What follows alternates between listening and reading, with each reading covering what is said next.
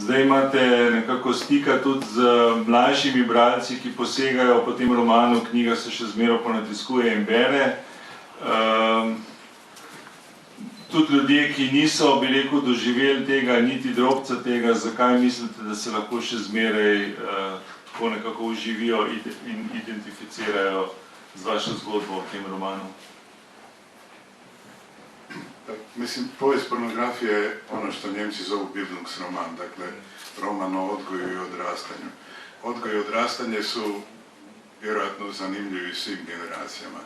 I ja sam bez ikakvih problema čitao djetinjstvo Tolstoja, čitao sam Panjolove krasne pripovijesti o njegovom djetinjstvu koje je locirano, dakle, negdje u 20. godine u Provansi. Dakle, uvijek je odrastanje bilo zanimljivo kao nekakav, kao biološki proces, ako ništa drugo, dobro i kao društveni proces. Tako da, i mene danas, mislim, jako mi je drago kad vidim da mladi čitaju te knjige.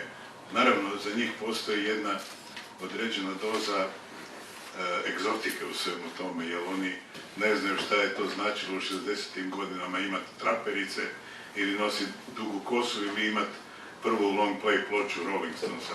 Tako da, ali ipak mogu sve razumjeti. Ja pretpostavljam da taj kontekstualni okvir je još uvijek dovoljno velik da to mogu i čitati oni koji su mlađi, koji su daleko mlađi od mene.